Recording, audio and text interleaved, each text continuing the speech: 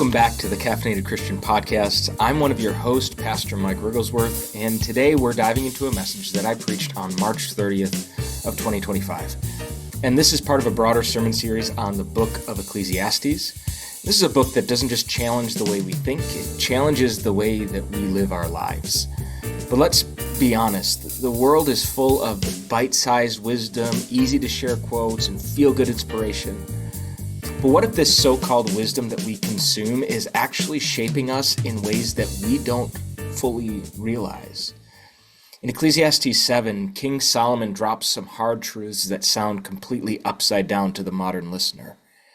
Like, why does he say things like the day of death is better than the day of birth? That sorrow is better than laughter? That wisdom is found not in celebration but in the house of mourning? At first it sounds rather unsettling, maybe even offensive to some of us. But what if this ancient wisdom holds the key to a life of deeper meaning?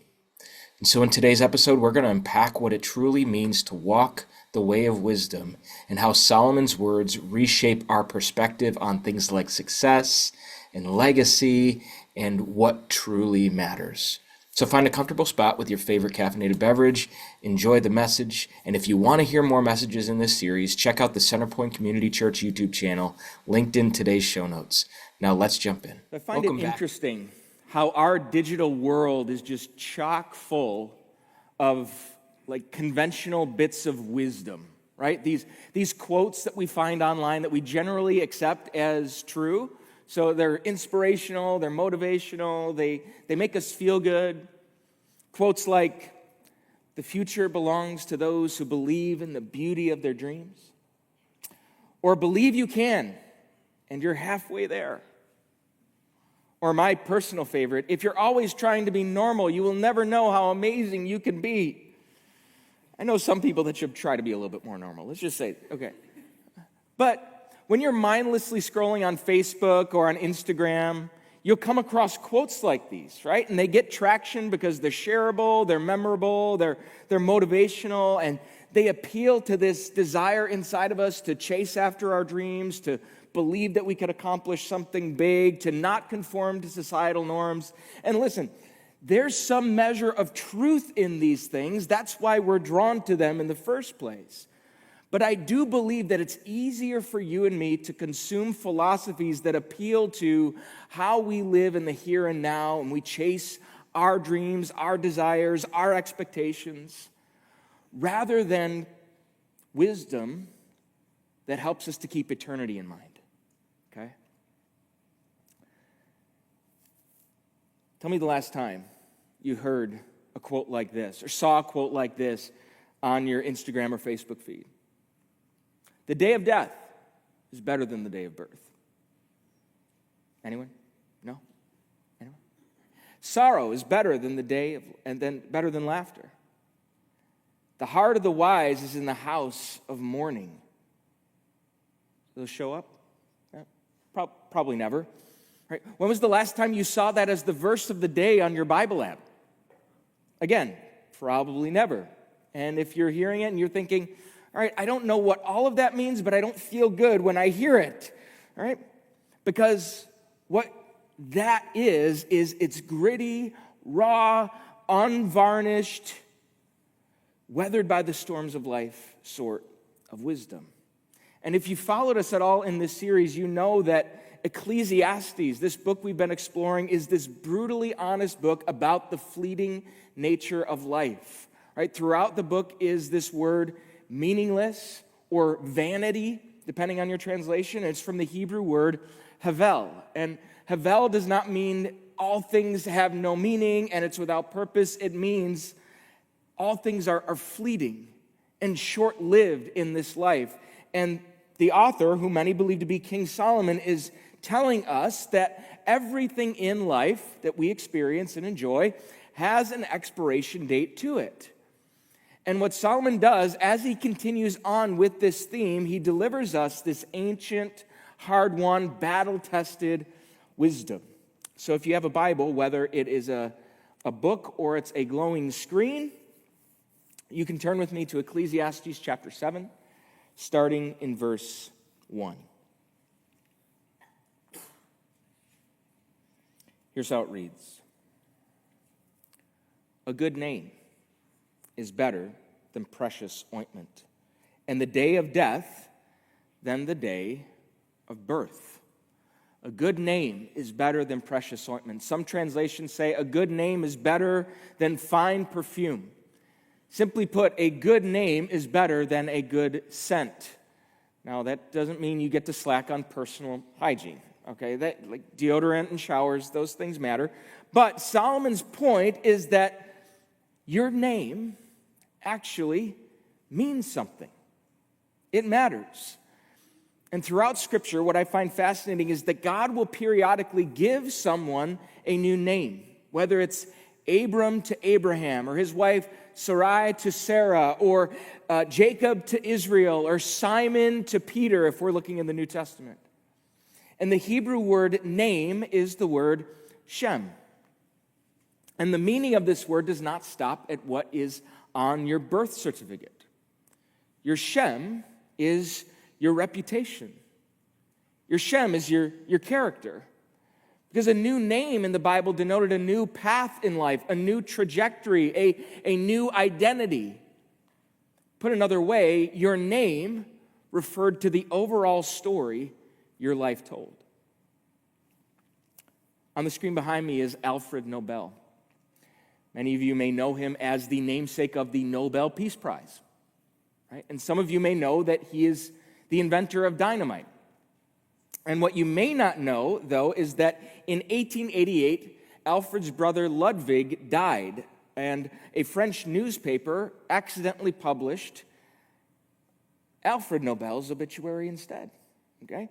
Can you imagine somebody mistakenly writing and publishing your obituary? Can you imagine being the one who wrote it? Yeah, I bet he got fired. But here's how the headline of Alfred Nobel's obituary read. The merchant of death is dead. And the article went on to describe in detail how Nobel profited from war and from death and from destruction.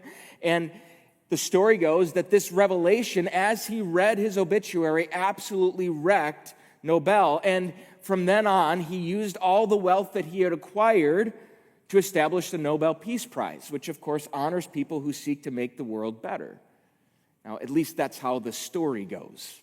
There's details in that story that are contested. There's articles and YouTube videos that say that's not exactly how it happened. But here's the point that I want to make. His obituary was actually published. His name, what he was known for, was put out there for the world to see. If he were to die that day, that's what he would have been known for. Known as somebody who did not promote peace, but promoted war. But that's what Shem is all about. It's all about the story that our life, by how we live, actually tells. Right? And I think it's important for us to know that as our life unfolds, and as our life is right here and right now, we would do well to ask ourselves, what story is our life telling? Because there will be a time where those around us are only left with memories of us. What will those memories be? Okay? And I think this is why Solomon puts this idea of a good name together with the day of death. I don't think it's any coincidence. Because at birth, there is unwritten potential ahead of you, and at death, there is a written legacy behind you. Your reputation, your name, the story that your life ultimately tells. So what story is your life telling? And as we continue on, we're going to end at verse 14 today in Ecclesiastes 7. I think the various themes that we hit on throughout this text will point us back to the story that our lives tell. So let's keep going. He says this, "It is better to go into the house of mourning than to go to the house of feasting. For this is the end of all mankind, and the living will lay it to heart. Sorrow is better than laughter, for by sadness of face the heart is made glad. The heart of the wise is in the house of mourning, but the heart of fools is in the house of mirth." Okay. So, as we look at this section, I think we have to acknowledge there's some objections initially inside of us as we read it, at least for some of us. It's better to go into the house of mourning than to go into the house of feasting. It's better to be in sorrow than to experience laughter. I gotta be honest, when I read that section, I kind of struggled with that. How could Solomon think that these things are better? That we're better to walk into a funeral than to go to, let's say, a wedding party. So let's do this. I want to play a game. Maybe some of you have played this before. It's the game Would You Rather, all right? And if you don't know what Would You Rather is, it's typically when you're presented with two very bad options, two things that you would not want to do, but you have to pick one, okay? So, for example, you would say, would you rather be a millionaire and not be able to talk, or be poor and able to speak eloquently? Like something silly like that. And now, Solomon is presenting us with two scenarios where one is clearly, in our minds, better than the other. So, would you rather go to a funeral or go to a wedding reception? So raise your hand if you would rather go to a funeral. Okay, we got one. Two. We got two. Who would rather go to the wedding reception? I knew there was going to be one that would rather go to the funeral, right? Okay, so most of us were like, yeah, obviously, I'd rather go to a wedding, right? And I think we found those who are like super empathetic and want to be there to help people in their time of grief and all that stuff, and the two people that raised their hands, right? So, what's that? Right. But here's the point. The better option is not necessarily the preferred option, right? Let me give you another example. What's better? Ice cream or broccoli? What's better for you? All right? The broccoli is. But who would rather eat broccoli over ice cream? No one. Right? You? Okay, a couple people will. All right, you're ruining my point, okay? All right. The better option is not always the preferred option. Oftentimes, not always, but oftentimes, it isn't. And that's generally true of life. But what makes a funeral, going into a house of mourning, better than going to something like a wedding reception or a party of any kind? Well, one is good and wonderful and celebratory, right? The other one, while not as pleasant in the moment, forces us to zoom out and see the bigger picture and to really consider what's most important in life, to actually get real about the path that our life is going down, and to be honest about the story that our life is actually telling. But death isn't a fun topic. It's taboo. It's easily avoided. There's immense cultural pressure to move on with any sort of grief that we're feeling and live our life. And we're so uncomfortable with death that there's even been some effort among the top 1% of our society to try to defy death altogether. There's a new documentary that came out earlier this year called Don't Die. And it chronicles the story of a very wealthy entrepreneur, Brian Johnson, who essentially has made it his goal to de-age himself and bring society to the point where they don't have to experience death at all. And so if you watch the hour-and-a-half documentary, you'll see him taking genetic enhancements, doing plasma swaps, following this extremely rigid plant-based diet, and taking 100 supplements a day. Now, most of us are not going to do what Brian Johnson does. But this highlights the overall societal distaste for death, right? Even us saying, I'd rather go to a wedding party than go to a funeral, right? We don't like it. And we might not do what Brian Johnson did and go crazy with supplements and just eating a vegetarian diet, but we do our own things, whether it's drinking too much or spending too much or scrolling too much or eating too much or working too much. It's all an attempt to distance ourselves from the realities of death. But when we enter into the house of mourning, as Solomon describes it, it's not pleasant, it's difficult. But I firmly believe it's an invitation from the God who loves us to consider the deeper and more important things in life, and to consider the story that we're telling right now. St. Benedict, one of the early church fathers, he said to his followers, "Keep death daily before your eyes." There's a Latin phrase, memento mori, which means remember that you will die. But we expend so much energy and effort trying to avoid the unpleasant thoughts and emotions that come by going into the house of mourning.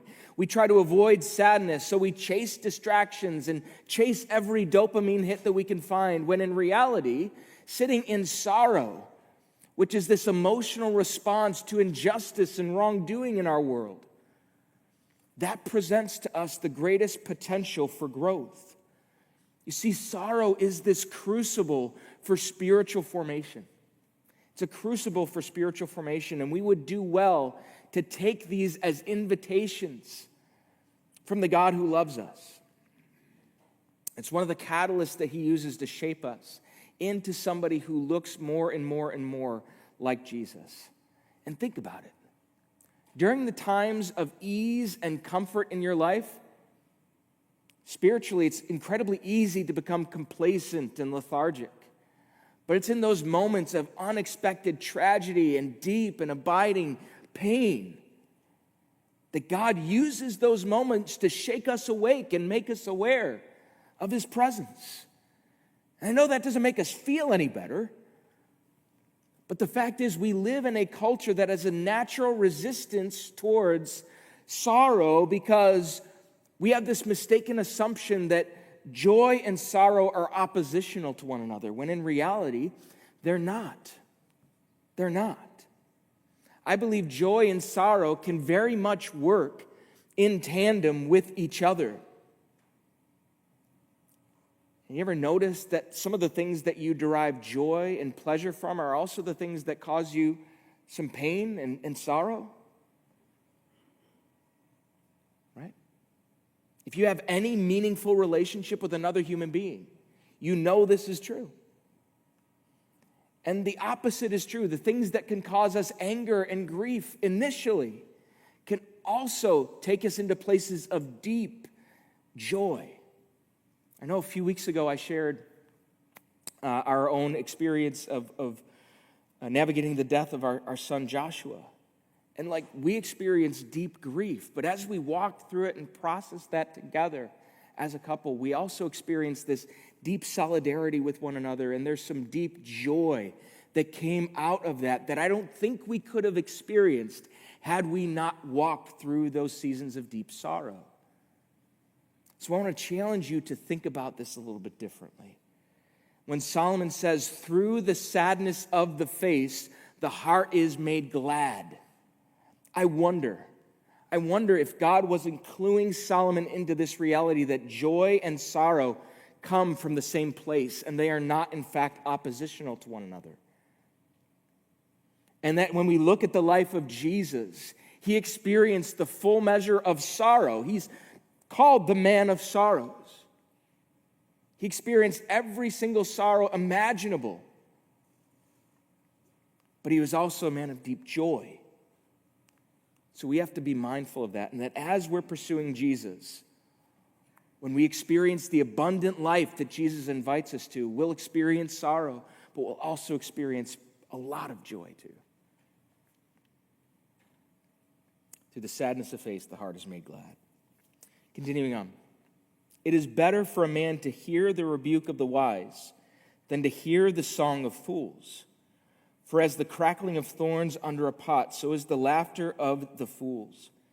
This also is vanity. So talking about death is probably among the top 10 things that we don't want to talk about. And receiving correction in any form is probably on that list as well. I'm willing to guess. We would rather much receive compliments all of the time than receive correction at any time. But the story that we tell with our lives is also reflected in our ability to receive wise correction. It's better to hear a rebuke, okay, than to hear the songs of fools, right? Now, this word rebuke, in the original Hebrew, it was used mostly in economic settings, right? So if a merchant was caught using dishonest scales to, let's say, weigh grain, and a customer noticed it, he or she would call out the merchant and say, "This is not fair, you're cheating people." That's a rebuke, right? It's a call to integrity, right? A rebuke is just simply when you are called out for something that you did. So say a manager is catches an employee inflating his work hours, and he says, "Hey, you got to be honest. You can't do that or else you're going to lose your job." That's a rebuke. It's a call for integrity.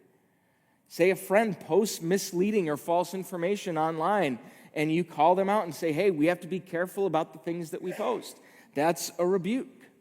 Or you catch your son or daughter lying about completing their homework, and you say, "You have to be honest with me. You can't lie about these things." That's a rebuke. And no one likes that. No one likes getting called out. But the truth is, walking in the way of wisdom and growing into someone who looks more like Jesus is not always going to be fun. At times it's hard and it's grueling and it's uncomfortable. Getting called out doesn't feel great. But again, what does Solomon say? It is better for us. It is better. I love Proverbs 27, verse 6. It reads like this: "Faithful are the wounds of a friend, profuse are the kisses of an enemy." I believe it's the NIV that puts it this way: wounds from a friend can be trusted, but an enemy multiplies kisses. I think that's tantamount to heresy in our culture today, right? Like if you call somebody out for something that they did you believe is wrong, you're considered like a hater, right? And I think a rebuke needs to be done gently and carefully and wisely. How something's said is just as important as what is said. But let's be honest, either you or someone you know is likely sabotaging an opportunity to grow because they can't have hard things said to them. And I think it's far more concerning when we surround ourselves with people who only shower us with compliments and are never willing to offer us correction. You see, we prefer compliments, but we grow through correction. And it's a major part of the story that our life is ultimately going to tell. So a hard question we have to ask ourselves, that you have to ask yourself, is can I receive wise correction when it's given to me? Or do I immediately put up the defenses and start pushing back and try to justify myself? If it's the latter, then it's a heart issue that needs to be addressed between you and God. And some of you might be here and you've been given wise counsel and you know deep down it's right what the person is telling you, but you insist on doing it your own way. This is spiritual self-sabotage. Okay? We ruin our lives when we refuse to be corrected. Faithful are the wounds of a friend, but profuse are the kisses of an enemy. Okay? All right, continuing on in verse 7, here's how Solomon writes. He says, "Surely oppression drives the wise into madness, and a bribe corrupts the heart." So there's the realities of death and correction. And then we get into a little bit about what we do with the finite resources that God has given us with regard to our money.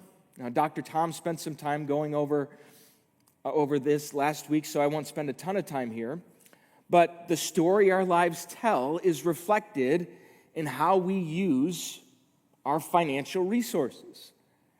Jesus tells us on no uncertain terms that where your money is, there your heart will also be. There's this invisible string that connects my wallet to my heart, and where one goes, the other will inevitably follow. And I think greed is this very sneaky and elusive force, and it's so easy to use it to justify our financial decisions. It's so easy to justify those things. But by taking a bribe, by living with greed in our hearts, by living in this reality that an allure for money can turn wise people into foolish people. The love of money can turn wise people into foolish people. We won't turn there, but I love how the Apostle Paul describes it in his letter to Timothy. He says, the love of money is a root of all kinds of evil. And I believe Solomon understood this when he was writing this verse. And notice that Solomon writes about oppression and taking a bribe in the same verse. And I don't think it's any surprise that if you look at any injustice in our world, whatever it might be, do you ever notice how it always comes back to the fact that somebody is making a profit? Whether it's the abortion industry, or it's the human trafficking industry, or it's the pornography industry. Any injustice in this world, there's always someone making a profit behind it. The love of money is a root of all kinds of evil. A bribe corrupts the heart to do evil. Okay. Verse 8 through 10. Here's that word better again, right? Better is the end of a thing than its beginning. And the patient in spirit is better than the proud in spirit. Be not quick in your spirit to become angry, for anger lodges in the heart of fools. Say not, why were the former days better than these? For it is not from wisdom that you ask this. So Solomon is revisiting something that we've seen before. We saw it in Ecclesiastes 3. The idea of seasons, that things begin and things end. So we're brought back to this again here. And the truth is, things have a beginning and things have an ending. But we also know that there are things that end, and we don't want them to end. We feel that they ended prematurely.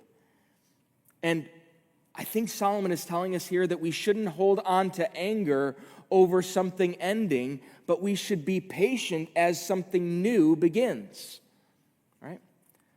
But do you notice that nostalgia has been having a moment in our culture recently? That there's this longing to recapture a day that we used to live, a season that we used to be in, instead of embracing the moment that we're actually in right now. And I'm not trying to be critical of nostalgia, but I think there's a healthy balance to be found here. So when my wife and I were getting ready to go to the weekend to remember, last weekend, my mom brought over a box of my old toys that I had at my grandparents' house. And I had so much fun going through those old toys. I had like an old Flash toy that when you wind him up, he just makes it look like he's running really fast. I had a Professor X, most of them were superheroes. I had a Professor X action figure that for some reason I colored on his face to try to change his race and I put a beard on him. And so I had Egon Spengler from the Ghostbusters, had one of these action figures. And it was just awesome to pull out these old toys and be brought back to some of these memories of when my cousin would come over my grandma's house in the summer and we had play dates and all that stuff. Last night, my wife and I, we were at a fundraiser for Bornhava, her work, and we were at the Grapevine, and I had to get back a little bit early, and so I had turned the TV on to watch something real quick, and it goes to that screensaver where it automatically goes to our photo album, and all of these old pictures from when our kids were younger popped up, and I spent a good 20 minutes just going through those pictures, and it was a lot of fun. And so we should do that, right? But there's this quote that goes like this, and I'll make it my point here, that the past is a good place to visit, but it's not a good place to stay. The past is a good place to visit, but it's not a good place to stay. But it is so much fun going there from time to time, isn't it? So pull out the old toys, pull out the old games, pull out the old photo albums from the holidays, and look at those and regale in the memories and all of that. But it is not a good place for you and I to stay. So what Solomon does here is he warns us against romanticizing the good old days. Right? We often tend to do that. I pastored a church where we had a lot of old people, and they would talk about the good old days as if mentally they were there. They couldn't get past it. But were they really the good old days, or do you just have selective memory? Let's be honest. I love how Warren Wiersbe put it. He says, the good old days are a combination of a bad memory and a good imagination. Okay? It's true, okay? I don't write the mail, I just deliver it, okay? I'm just saying. All right, verse 11 through 12. Okay, so we're looking at death. We're looking at receiving correction. We're looking at greed. All of these things shape our story. He says, wisdom is good with an inheritance, an advantage to those who see the sun. For the protection of wisdom is like the protection of money, and the advantage of knowledge is that wisdom preserves the life of him who has it. So Solomon, he was the richest man on the planet, even by today's standards. So I don't think it's any surprise that he revisits money in this collection of verses. And he makes a bold claim here. He claims that wisdom is a better defense in life than wealth. Wisdom will protect you better than your money will protect you. All wealth will do is insulate you for a period of time, but it cannot offer you the protection that wisdom does, because wisdom equips you with the ability to make good choices in life, wise choices in life. So Solomon is saying on no uncertain terms that wisdom is greater than wealth. There's a modern day case study in this. Some of you might know the story of Sam Bankman-Fried. He was the founder of the cryptocurrency exchange known as FTX. And just a few years ago, he was considered to be a financial genius. He amassed billions and billions of dollars. He was living the high life. His wealth insulated him from the normal challenges of life that us peons have to deal with, all right? So he had influence over politicians, over celebrities, over the financial world, you name it. But what he didn't have was oversight and accountability.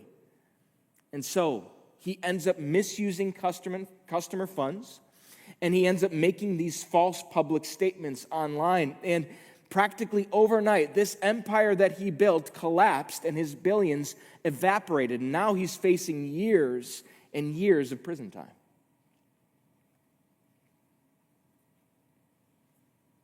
Wealth cannot protect you the way wisdom can protect you. Okay? Wisdom is greater than wealth. Wisdom is greater than wealth. And then finally, verse 13 and 14, and these verses encapsulate everything, help us to sort of land the plane today. Solomon writes, "Consider the work of God. Who can make straight what he has made crooked? In the day of prosperity, be joyful. In the day of adversity, consider. God has made one as well as the other, so that man may not find out anything that will be after him." So what Solomon is doing here is he closes with this freeing but very real truth that God is sovereign over the good days and he's sovereign over the bad days. He says, who can make straight what God has made crooked? There will be things in our life that we wish unfolded differently. Circumstances that feel unfair. Moments of sorrow that we can't explain. moments where we will try to use the things of this world at our disposal to try to straighten out the path that God has set in front of us, and He's made it a certain way. And they don't make sense to us. But Solomon reminds us in all of this that God is in control. And we love the idea that God gives us good days. And we don't like to admit the idea that God also allows the bad days. And Solomon isn't saying that God causes all suffering and hardship to occur and takes enjoyment in that, but rather to say that whether it's good or bad, there is nothing that is outside of His hands. The comfortable seasons and the hard seasons both serve a purpose, and God's love and grace and mercy towards you do not change. And the mountaintop experiences, they remind us of God's goodness and His mercy and His grace and His blessings. And the valleys, they remind us of our need for Him. Okay? So, we should take Solomon's wisdom seriously. And instead of trying to make our life easy and as comfortable as possible, we lean into the hard and refining work that sorrow brings. Instead of avoiding correction, we welcome the hard truths that shape us into people of wisdom. And we receive those words of correction. And instead of giving in to greed, we resist its gravitational pull and we choose to be generous with the resources God has given us. Instead of lamenting and getting angry over the end of a season in our life, we embrace the present moment that God has us in, trusting that He's good.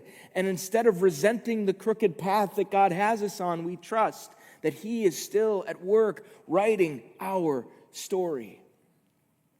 Because you and I are living a story, whether we realize it or not.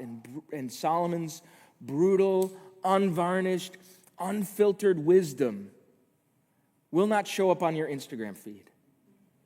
But it'll allow you to stop long enough to actually look at the story of your life and what it is telling. And ask whether your story has been caught up in this greater and grander story that God is telling through the gospel, through Jesus Christ. And what Solomon says is something that Jesus Himself would later echo, is that the good life is not always the easy life. And that the better way is not always the fun way, but it is always the way that ultimately leads to life. And so I will leave you with this question today, and this question we've been asking throughout this message today is, what story is your life telling? Because when your life is in the memory of people, they won't talk about how much money you had or how successful you were or how funny you were or any of those things.